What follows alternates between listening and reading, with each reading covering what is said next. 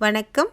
இன்றைக்கி நம்ம வீடியோவில் முருங்கைக்கீரையை யூஸ் பண்ணி முருங்கைக்கீரை பொடி செய்ய போகிறோம். இந்த முருங்கைக்கீரை பொடியை நம்ம சாதத்து கூட இட்லி தோசை கூடலாம் வச்சு சாப்பிட்றதுக்கு ரொம்பவே சூப்பராக இருக்கும், சத்தானதும் கூட.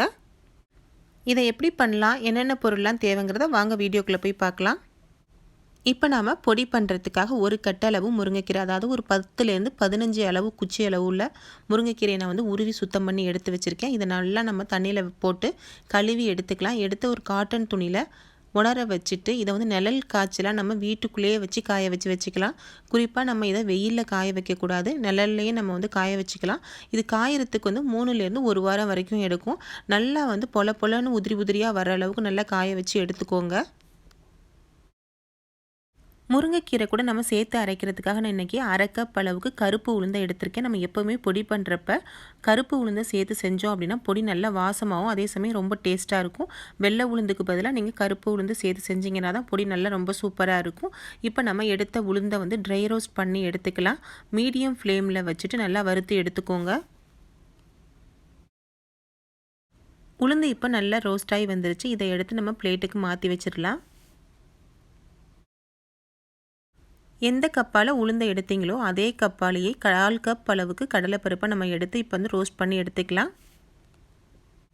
நாம் சேர்த்த கடலைப்பருப்பை ஒரு 2 நிமிஷத்துக்கு நல்லா வந்து ரோஸ்ட் பண்ணிக்குவோம்.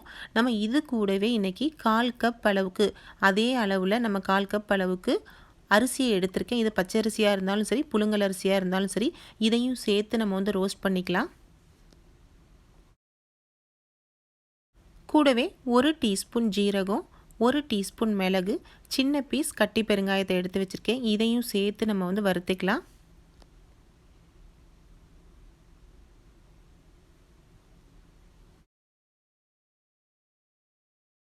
உங்களுடைய காரத்துக்கு தகுந்த மாதிரி மிளகாவை சேர்த்துக்கோங்க. நான் இப்போ 10 காஞ்ச மிளகாய் சேர்த்துக்கிறேன். இதையும் சேர்த்து நம்ம வந்து வறுத்து எடுத்துக்குவோம்.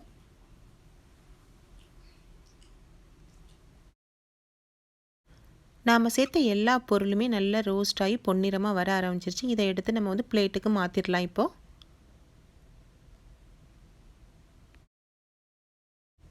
இப்போது நாம் காய வச்சுருக்க முருங்கைக்கீரையை இதே பாத்திரத்திலே சேர்த்து நம்ம நல்லா வந்து ரோஸ்ட் பண்ணி எடுத்துக்கலாம். அதோடைய பச்சை வாடையெல்லாம் போயிட்டு நல்லா வாசம் வர்ற அளவுக்கு நல்லா நம்ம வந்து வறுத்து எடுத்துக்குவோம்.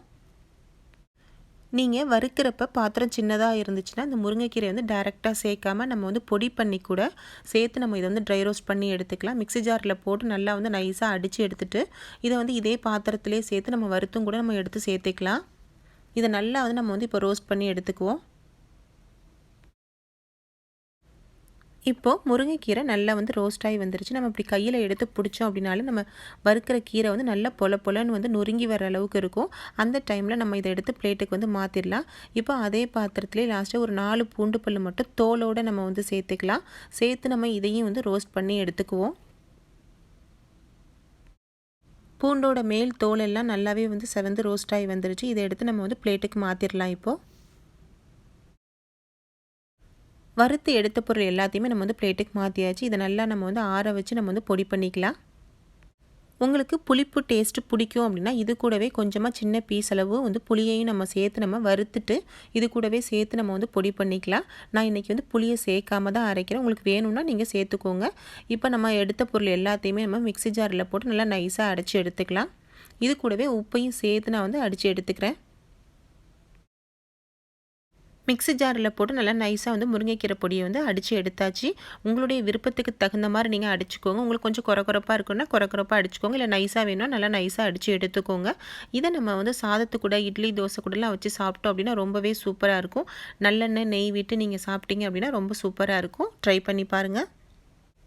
குழந்தைங்களுக்கு இந்த மாதிரி நம்ம வந்து முருங்கைக்கீரை வந்து பொடியாக செஞ்சு கொடுத்துட்டோம் அப்படின்னா இட்லி தோசை கூடலாம் வந்து ரொம்ப வந்து விரும்பி சாப்பிடுவாங்க.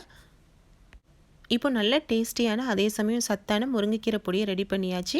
ஃப்ரெண்ட்ஸ், உங்களுக்கு இந்த வீடியோ பிடிச்சிருந்துச்சுன்னா லைக் பண்ணுங்கள், உங்கள் நண்பர்களுக்கெல்லாம் ஷேர் பண்ணுங்கள். கூடவே எங்கள் சேனலை மறக்காமல் சப்ஸ்கிரைப் பண்ணுங்கள். தேங்க்யூ.